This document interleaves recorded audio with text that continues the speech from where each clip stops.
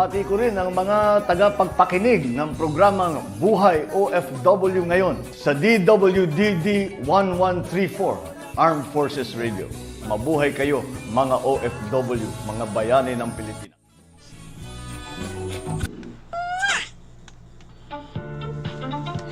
Okay, magandang buhay, Luzon, Visayas, Mindanao. Arito naman po tayo sa programang Buhay OFW ngayon. Bantay at kasangga at syempre po siyensya at teknolohiya. Okay, at syempre po tayo po ay napapakinggan, napapanood sa DWWD Armed Forces Radio, ang boses ng Kawal Pilipino. At tayo rin po ay mapapanood through live stream. Ayan. Okay, yan.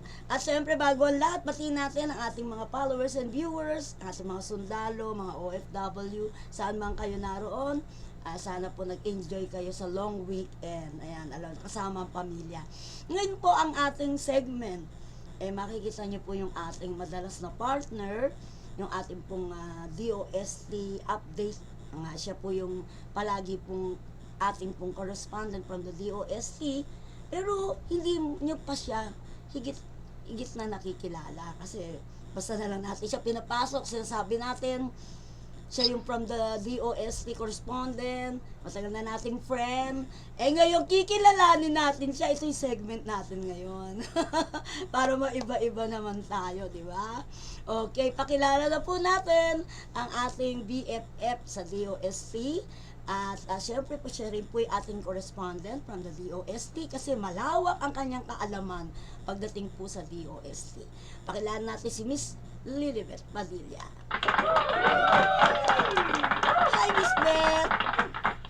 Hello, good evening po, Mister, mga katropa, at mga OFW followers ng aking best friend na si Perry Alpha. Ayan, nagtataka kayo, no? Kasi itong aming pong program na to, yung ngayong araw na ito, ito po ay para kilalanin ang ating BFF from DOST. Dahil ang DOST po ay masagal na nating partner. Tayo po talaga yung mga journalist niyan, ano? Kaya dapat naman, makilala naman po ng ating mga followers and viewers, sino ba si Miss Lilibet Padilla? Ayan. Okay, Miss Lilibet, ayan. Tanungin muna natin. Ang dami mong intro. Pagkahaba-haba ng aking 32 taong ko sa DOST. Ayun! Ako po ang 32 taon. information sir. Pero yung karanasan ko sa media coordination ay matagal-tagal, di ba friend?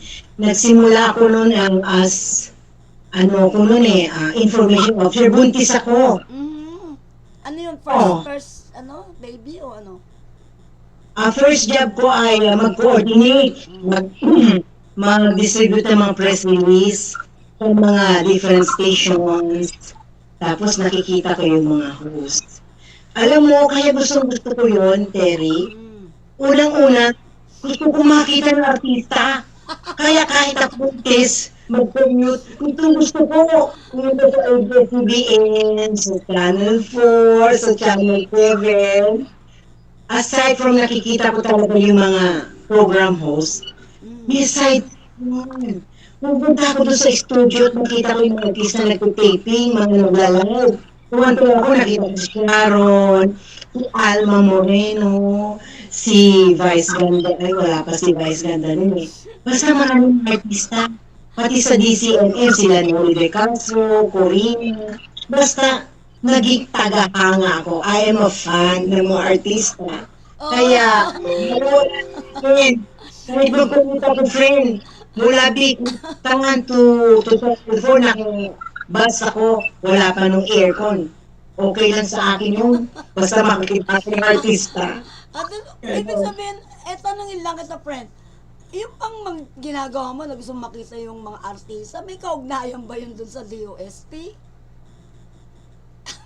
Oo nga, kasi nga, nagdadala ko ng mga press release tsaka broadcast release. Yung mga gawa ng mga writers namin, personal kong dinadala. Hindi pa kasi uso ng email. At tsaka one way yun na makilala ko, may itudot ko sa sarili ko, tsaka akong PRO. Tapos at the same time, makapag-ano ko ng mga broadcast interviews, isingit ko na doon. Kaya yung network ko, alam mo, dumami dahil doon kakachika ko. Nakilala nila tuloy ako. Ayun. So, ganun yung akin. Ayun. So, Oo. sumikat ka rin pala at the same time, na-enjoy mo yung work mo kasi nakikita mo yung mga idol mo. Yes, nandun mo. Kumbaga, Terry, nagsimula ako doon talaga sa mga, syempre, una mong kakausapin yung mga PA ng mga program. Mas friend mo yan. Yun yung part ng PA mo muna sila. Tapos yung secretary. Susunod yung program host. Tapos susunod yung mga EP. Tapos yung mga big time. Nakilala ko yung mga sila Noli, sila Mike Enriquez noon, si Joel Ayala, si Rolly Gonzalo pa rin, tsaka si Tita Betty Nandiwan, kilala, tsaka yung Seymour, ang Princess Radio, ang una kong nakilala yan, si Bella Saten. Bel, yes. Hanggang pa na nandun. Para si ba, batiin mo si Bel. Hi, Ayun. Bella! Tsaka Tsaka si Mr. Captain Gonzalo Samudio, di ba? Oo. Si Yun. Colonel siya noon, Jerry Samudio. Samudio. Colonel na siya. Noon pa lang, di pa pala, station manager. Yan. Okay, friend. Ito ba yung unang-una mong trabaho sa DOST o meron ka pang iba experience? Sabi ko, kaya nahuli yung aking PR skills dahil nagtrabaho ko sa tourism. Under ako kay Mina Gor. Ako yung receptionist. Siyempre, pag receptionist, ikaw mag-entertain ng mga guests, mga foreigner. Wow. Good morning. So, single ka pa noon? Hindi. May wife, may asawa naman ko nun. Nag-start. So, nung nag-work ka pala, married ka na.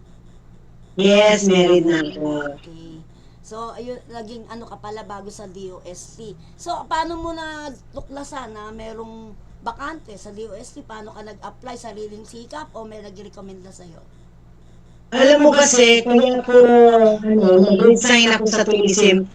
Dahil, buntis ako noon, tapos, First baby? O, pang ilang baby mo? kapag umuwi ako noon, nagko-commute from Taguig to Pagikutan, nalalayan ako.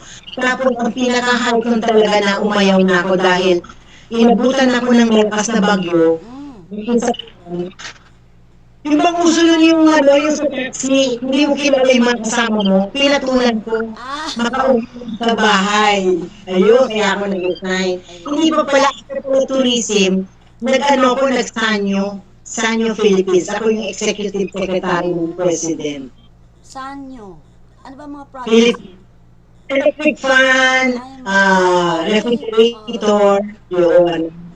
Sikat yung Sanyo, kalaban nyo ng Right Westinghouse nun ng Pilacor. So, kaya ako napasok sa DOST, walk-in lang, try lang ako. Sabi ko, tagal-tagal daraan na makapag-apply nga. Ayun naman, nag-apply ako sa HR, then pinasa ako sa STII, 1991 yun. Okay. So, ibig sabihin, STII ka kaagad nung pagpasok mo sa DOST? Yes, oo. Parang lang ako dun 2 years na casual, then nag-permanent na kagad ako. So, Sa ako kagad napunta? Trimedia unit. doon ka agad napunta, no? Talagang... Ang boss ko nun is Marilyn sa Tanyag. Kaya I owe her, malaki ang inuutang ng love ko sa kanya. Kasi nga, siya yung nagturo sa akin paano makisalamuha. Ang PR kasi hindi lang sa radyo, sa TV, internal din.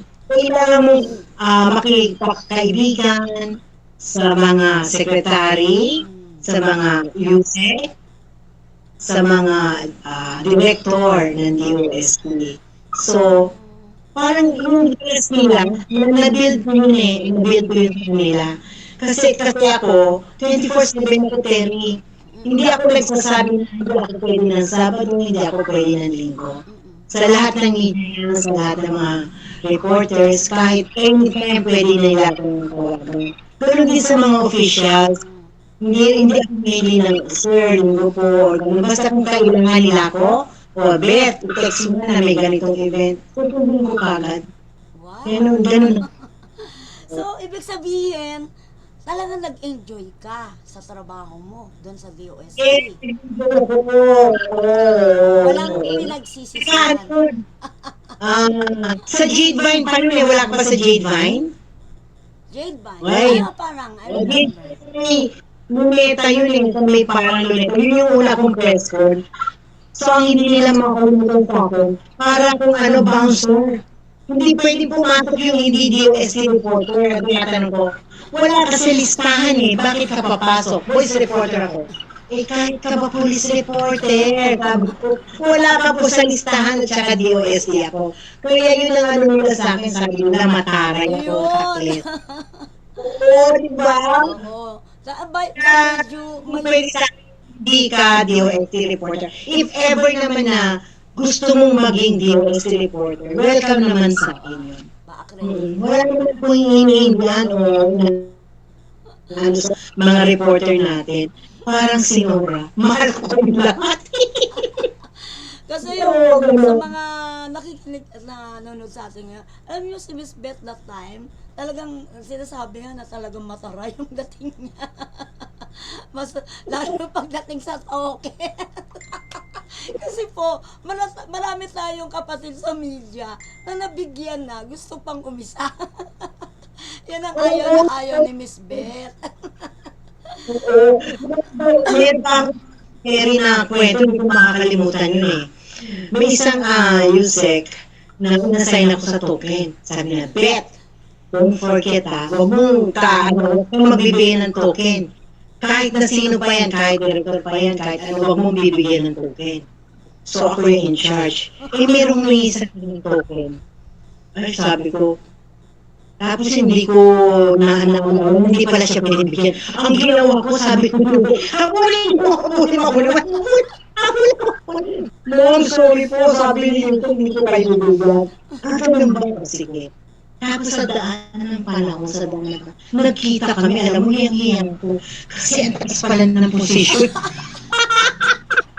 Director pala siya!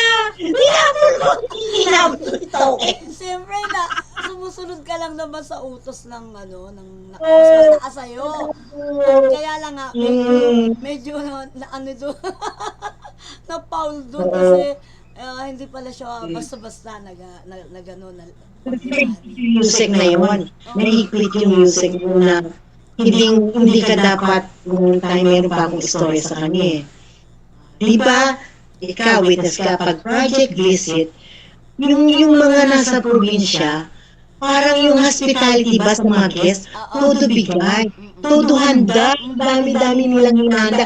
Busog na busog tayo every project visit. One time, may nag-project visit tayo kami, bundok. Siguro mga isang oras kami pumunta sa bundok na yun. So yung bibisitahin namin nag-prepare. Kasunod namin yung itang food. Kahit na gutom kami, doon sa prepare ng pagkain, hindi namin kailangan. Kasi nga, bawal. Nagtabi kami isang oras para kumain sa iba. Hindi namin yun. Kaya parang na-hurt na kasi pinaguran, dalawang bundok pinuntahan niya para lang ahinan kami. Pero, sabi ng isang music bawal. Bakit Hindi ba? namin Bakit nang bawal? Parang nakaka-offend naman sa Sabi niya, since tinutulungan namin sila, baka isipin ng iba na nagpapalakas. Huwag daw gagawin na maging malakas yung isa para ma-aprobahan yung project nila. Which is, kung tama din naman, di ba? Pero part ng hospitality talaga yan. Every project visit meron tayo, di ba? Oo naman, Filipino na rin yan, tradisyon na magpakain eh. Oo, okay. Okay. Pa-thank you yun na binibita mo. Tapos hindi mo ginalaw, pinaghirapan. Ano pa naman yun? Gutom na gutom. Yan ang mga parts talaga ng Ito pa, Oo. papunta sa minandaan, tumatawag pa siya. Kahit nasaan na kayo? Sabi, Ma'am, papunta na po. Papunta na po sa labas para kumain. Bakit iniisip ko, hindi pa kami kumakain. Alam niyo po, ang buhay talaga sa panahon ng DOS, kami po mga journalist, nag enjoy talaga. Kasi continuous learning din kami sa bawat pinupuntahan. May natututunan. Kaya napakasarap po na maging science journal, no? Lalo na sa panahon ni Beth. Hindi kami pinapabayaan yan. Grabe talaga. Ayaw niyang magutom ang media. Ganyan yan. Hindi pwede mga media. Meron din tayo na parang nagpasagutan kami ng sa isang region yun. Inuuna pa naman sila munang kumain kaysa yung mga guests. Kaya sabi ko, mga taon nyo na po. Mga taon na kami mga guests. Kaya hindi na ako, yung mga media muna, paunahin sa pila. Kasi naman nakakaya naman na kayo pang mga staff nasa SB yung tuyo. Kayo pang maunang kumain. Tapos, ayun, pinauna kami. Pero alam mo, friend, ang taas na ng posisyon. Kaya nga po, kami mga media, no, yung mga original na science journal, science journal na yan, inahanap-hanap namin yung pag-aalaga sa amin ni Miss Beth. Na ngayon po, pasensya na po dun sa, wala naman po kami gustong pasamahan. Bato-bato sa langit na bayo gagalit. Talaga pong ang media noon, panahon niya, at ang media ngayon, wala po parang wala na po kaming maramdaman na parang care sa amin, gano'n. Parang bahala ka na yan, gano'n na lang ngayon. Terry, yun may monitoring kami. Yung mga umaattend na media, may mga online yan. Sinusulat ko yun sa monitoring. Inisegsa ko yung mga monitoring, yung katulad ng rapid ko, nung break online. Hindi pa masyadong sikat ang online nun. Pero, everyday, sinasama ko sila sa report. Yung, kasi minsan hinahanapan nila talaga. Sabi ko, hindi, may article yan. May ebidensya ako, may resibo. Yung mga ginagawa ko. Kaya yung mga online natin doon, sila, kasama pa rin sila sa mga ini-invite natin. Ini-invite namin. Kaya, ngayon, marami ko narinig na hindi na sila ini-invite. Iba-iba kasi ang way ng mga pumulo Anyway, talagang ganyan. Nasa ano na tayo ngayon high-tech. Anyway, Kaya, ngayon retired na po si Miss Beth, tong ating BFF. Ini-enjoy na lang niya yung life niya sa apo, sa family, pero namimiss niya ang pagiging ganito. Ayan, binibigyan natin si friend ng chance na maramdaman niya yung aming lugar. Naramdaman ko, sabi ko, kawawa naman pala sila. Pero mo pupunod ka mula Quezon City to Alabang. Tapos ako to Bikutan to Alabang. Pamasahin, iba yung risk mo. Tapos, ibibigay sa'yo, pipili na token. Or kung wala pa, uwi luhan. Imagine, Huwag naman ako sa mga media natin. Hindi sila nanghihingi yung envelopmental. Wala. Wala sa atin. Patingin natin yung ating friend na ang laki ng sakripisyo sa DOS. Si Miss Presi Lazaro. Ayan, palakpakan natin yan. Sakripisyo, friend. Napakalayo ng bahay niyan. Ang sa kanya, ma-appreciate lang yung kanyang ginagawa. Masaya na siya. Pero ngayon enjoy na siya sa kanyang pagiging vlogger. Hello, Presi, stay here. Yan. Kolekta na siya, Presi. Kolekta na siya sa YouTube niya, di ba? Vlog. Diba? Yan yun. Okay. Iwanan na natin ng DOST kasi baka medyo pag nare-recall ni friend yun syempre may magandang pangyayari, meron din hindi. Kaya iwan natin yun. Tungo tayo kasi meron pa naman tayong oras para naman sa kanyang personal life. Ano ba ngayon ang pinag-aakaabalahan mo? Bukod sa'yo, paminsan-minsan. Apo. Pero ngayon ko naranasan yung maging dedicated na housewife and at the same time mama and at the same time wife. ang hirap pala, pre. Yung isang oras mo, kulang. Sabi mo, bukas mo na lang gagawin.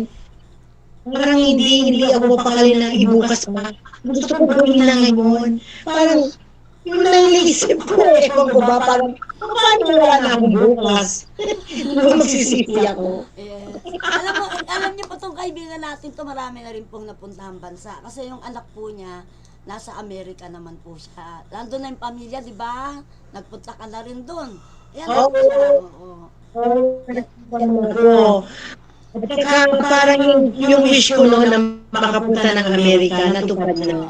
Parang yun yung wish ko talaga makarating ng Amerika. Kailan kaya ako makakarating ng Amerika? Paano ako makakarating ng Amerika? Pero di ba to DOST, mayroong mga pagkakataon na makapunta sa abroad. Meron naman ako nabigyan ng chance at makapunta ako ng Tokyo, Japan. Oh, dahil sa Pero yung sa Amerika, yun talaga yung ultimate ko.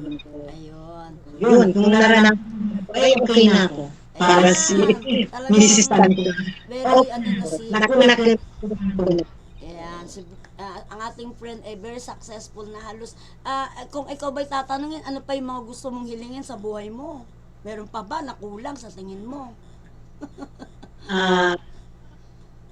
ang gusto ko pang hilingin, more travels. More travels. Pa, ayan.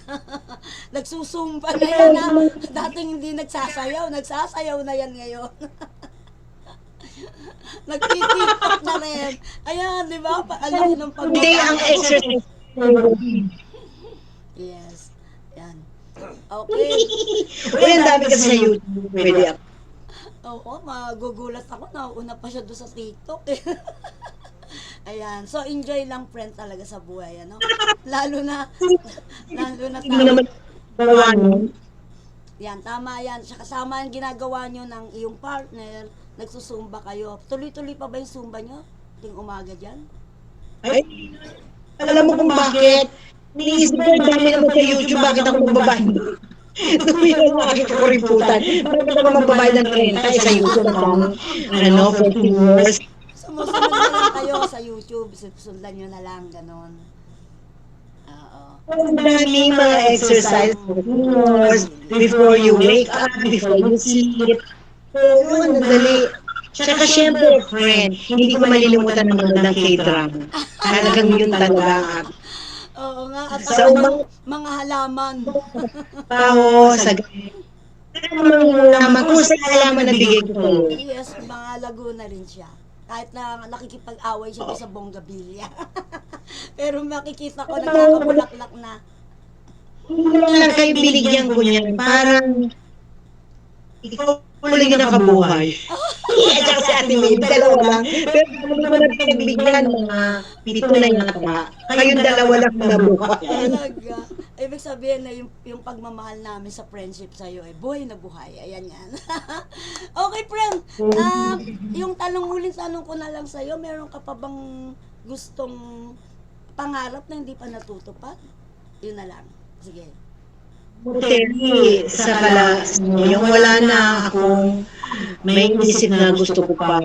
Parang ano na ako noon, parang contented na ako, at peaceful sa buhay. Mag-enjoy na lang ako. Katulad niya, parang singit-singit lang itong mga ganito, di ba? Kung ma-invite ko ng UST, okay, fine. Pero parang hindi pa nila ako naangat sa media. Parang, ano ba yun? Medyo naguguluhan Ano ba tawag talaga doon? sa'yo eh. Kasi ang dami mong outlet eh. House show. House show. Naguguluhan sa dami ng outlet, nagiging house show tuloy. May ID ganun kalaki.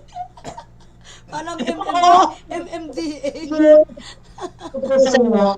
Suti, talagang naging legit ako at papakita ko sa inyo para makita na madalang na ako ay legit. Ito po yung ID ko. Maliit na ba? Maliit na? Isang radio station. Na member siya ng KBP. May radio na ako, may social media platform, may online, diba? Legit, hindi WDP, mainstream media. Thank you, Terry. Okay. Pamo na Ayan. DW. Okay, ayan. Siguro, hinga na lang kita ng mensahe. Meron ka bang gustong batiin? Okay. Binabati ko syempre unang mga media kong mga kaibigan na huwag kayong masyadong fighting. Marami pang mga DOST mga may mga events na makita-kita pa tayo. Basta enjoy lang tayo. Di ba? May buhay. Dapat samantalahin natin. At syempre sa gabay ng Panginoon natin tayo manalangin. Oo. Ikaw ba yung nag-out of town? Nung Lenten season, nag-out of town ba kayo? Hindi dito lang. Hindi pa pwedeng ilakba yung aking apo. Hindi pa nabibinyagan. Pa siya. Oo nga, hindi pa. Happy na talaga tong friend natin eh. Ilan na ba yung apo mo ngayon? Dalawa na. Oo, dalawa na. Si ate. Yung isang apo, tapos yung si Tuy Tuy, Kenten and Tuy Tuy, ay mag-6 months. Ayun. Kaya halos talagang masabi natin eh, masayang-masaya na tong ating kaibigan, ano? Halos lahat ng biyaya natanggap niya na. Ayan. At patuloy pa rin tatanggap. Ayan. Pinapapunta yung resort. Dapat dyan tayo mag-reunion sa resort mo. Wala magdadalawa na resort mo eh. Hindi pa kami makakapunta. yung isa pinarentahan ko na ng yearly kasi ang hirap mag-manage ng malayo ka. Kasi hindi mo alam ginagawa ng tao kasi malayo ka. Yun naman pangalawa, naku po, sakit ng ulo sa architect. Yung baling start mo, kailan matatapos? Yun nga, dapat nung pang August, tapos na, July. Alam nyo nga, laging common na nangyayari yan sa mga architect. Yung pang meron kayong agreement na tapusin, hindi na susunod. Laging ganyan. Kaya dapat, ito, dapat matapos na. Pag hindi pa, ewan ko na, Diyos ko po, napakasakit sa ulo. Yun ang ating aantayin. Pero, Blessing. sa DOST kasi maraming naitutulong sa inyo. Pumunta lang kayo sa website nila. Tapos yung mga gusto mag-set up, mga OFW na gusto mag-avail, marami tayong mga programa para sa mga OFW. Magpunta lang sa website ng DOST, nandun ang mga telepono o FB nila, pwede nyo makita. Yung kanina na nga nagtatanong, friend, yung scholarship daw, paano daw ba ma-avail yan? Scholarship ng DOST. Yes, sa Science Education Institute sa Philippine Science High School. Basta pumunta lang sila sa mga website nila. At may mga regional offices naman tayo na kung saan sila malapit. Pwede sila doon mag-inquire. Ayan. Lahat, hanggang Region 12, meron tayo dyan, DOST. Yan. Hindi ko makalimutan yung DOST kasi siyempre ako nagkaroon ng trabaho, magandang benefits, ganyan. Marami ako nag-experience. Kaya malaki din ang gratitude ko sa DOST. Yun, yan. Talagang pag DOST, shock na shock yan. Okay, batiin mo na lang yung ating mga kaibigan. Narisa, batiin mo si Happy Morning. Hello, Narisa. Okay. Binabati ko mga kaibigan ko, baka may magalit, baka may magtampo. Basta yung alam nila kung sino yung DOST regular media contacts. Hindi pa yung makakalimutan. Kamusta? Yung ating mga kasama, pag tayo nag-Christmas party, no? Siyempre, si Shane, andyan. Si Juliet, si Nora, di ba nakakamiss din, ano, friend? Okay. Ayan, naghang ka na. Okay, friend, magpaalam na tayo. Sige, magandang gabi po sa inyo and happy Easter. Maraming salamat sa pagkakataon na ikaw, Terry, ha. Hindi mo naman, hindi ako naka-makeup na siya. Sa susunod, gumanti ka, ako magpapa-interview sa'yo. Ako naman magpapa-interview sa'yo. Maraming sa DWDT, sa programa ni Terry Alpa. Sa mga taga-subaybang, loyal supporters, loyal supporters nila. Patuloy niyo pong tangkilikin ang programa ng aking kaibigan, best friend for 25 years. Yes. Si I'm still young. 42, 41. Okay, hello kay Miss Nina Chapel Clemente, ang ating pong idol. Idol, easy ka lang dyan, ganyan lang life, happy-happy lang tayo. Okay, pansamantala na po tayo magpapaalam. So po si Terry Alba at Miss Beth Padilla para sa programang Buhay. OFW ngayon, Bantay at Kasanggasin sa Teknolohiya. Maraming salamat po. Bye-bye! Bye. Good night.